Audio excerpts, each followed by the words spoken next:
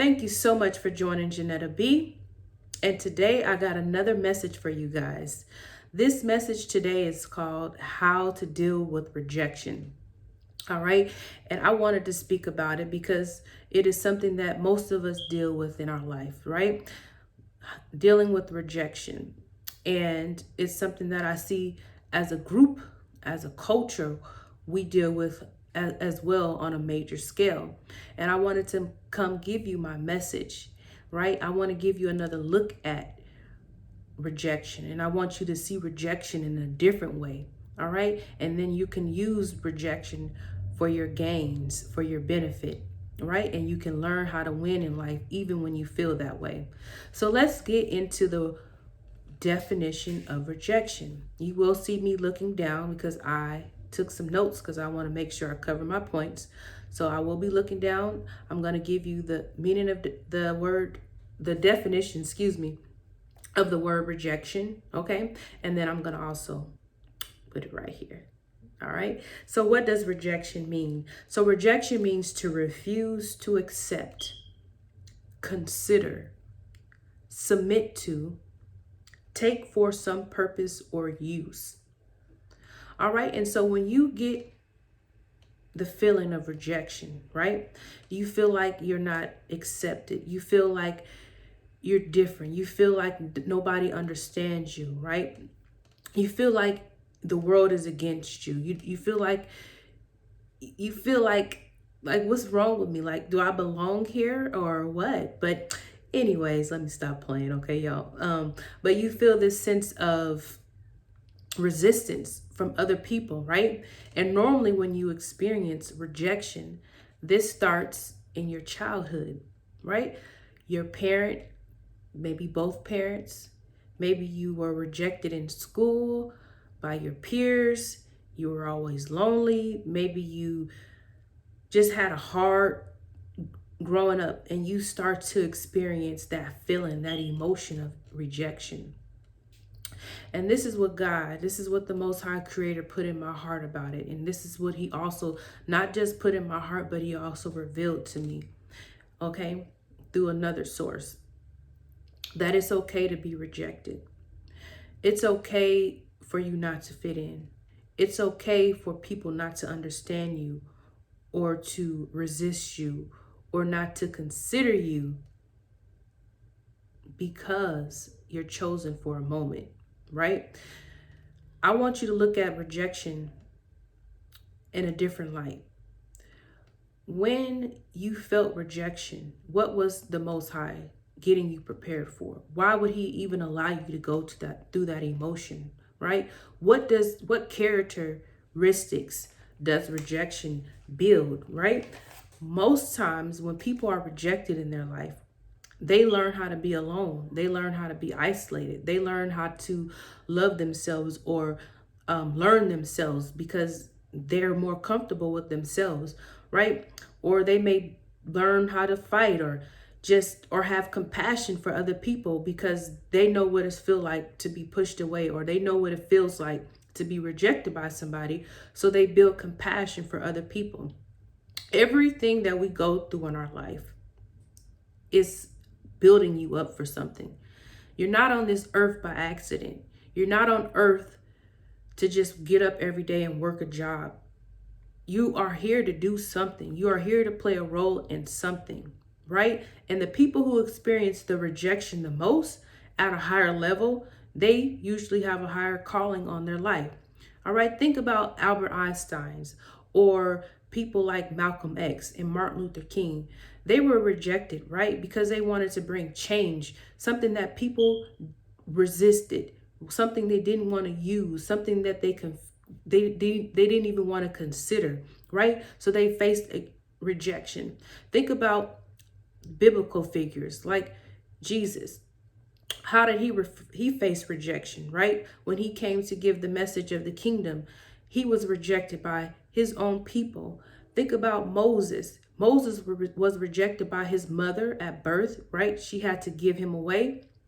And then he built through that, he built the characteristic of compassion when he saw his people being beat by the Egyptians. The Egyptians, right? I'm just putting this up here because everything ain't I don't believe everything, but I do love the stories because I believe that can be applied today. So anyways, let me get back on track. So he was rejected by Pharaoh at some point when he stood up for his people. He had to be rejected to bring what? Change. Who else can we use? Joseph. Joseph is another good example. Joseph was rejected by his brothers, right? He had this dream that his brothers were going to serve him. Like his brothers wasn't having that. They're like, no, that we're gonna sell you into slavery. We're gonna show you that you don't know what you talking about. And what happened?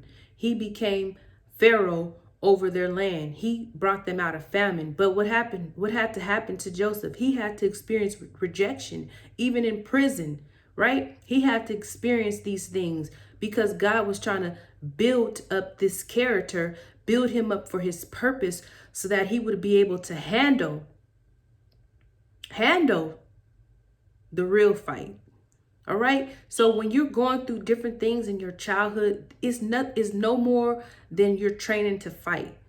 We look at things that happen in our life and we become the victim. No, you don't allow situations in your life to make you the victim. You allow the situations in your life to make you the victor. It's how you look at things. It's your perception on how you see things. All right. So rejection, right? What can we learn from rejection? Rejection is here to teach you how to overcome something. Rejection is trying to help you build strength and stamina to go out into the world and do something. Rejection is you're being rejected is because you're a sign of change. Okay? What did what the Most High say about his people? I'm going to bring it to a cultural thing altogether as a culture because I see that we feel rejected. We feel oppressed. We feel like, the world is always something about us. I mean, we can't stay out the news. I mean, anytime it's something, Black people have to be brought into it, right? But we feel like we're the bastard child, like we're rejected. Nobody truly loves us, right? We're usually just used for whatever purpose.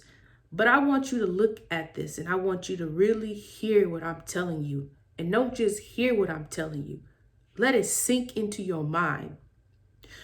You are a set apart people.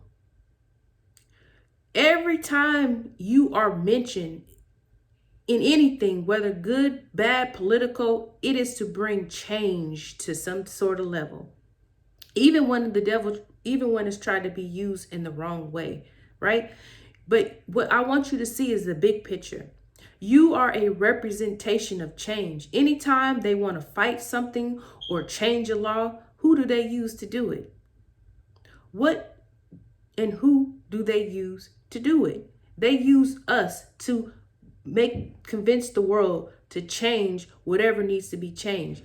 And I need us to take that, what the devil is trying to use for their good, and turn it around and use it for our good.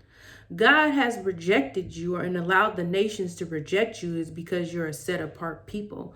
When he made you a set apart people, he wanted you to be the example of what righteousness is. He wanted you to show the nations because nations look at you.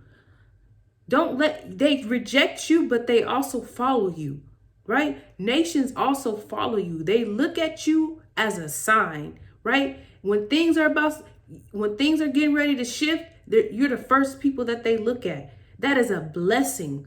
But what we have to do is take the power back from that. We have to take the power back from that. God set us apart as a people to come do good works on this earth, to show the people how to live in peace and harmony. Okay. We have to get out of this thing to where we want to be, if we're eagles, we can't fly with the chickens. And that's something that he talks about so much, that his people looked at other nations and he hated it. And I'm not saying Look, I give you Bible stuff because I know you guys heard it, y'all have read it before, and I believe that it's practical. I don't believe everything, but I believe that it can be used, right? And we have to stop trying to be chickens and be eagles. You have to be what you are and accept who you are because it's a blessing. Take what God is trying to show you. I don't want you like everybody else. That's what he's telling you. I don't want you like everybody else. So stop trying to get everybody else to accept you. I don't want you like everybody else. I need you to be how I put you on this earth to be. What are you? You are a absorber of light. That's why you're melanated. Go study dark black crystals. You are a absorber of the light.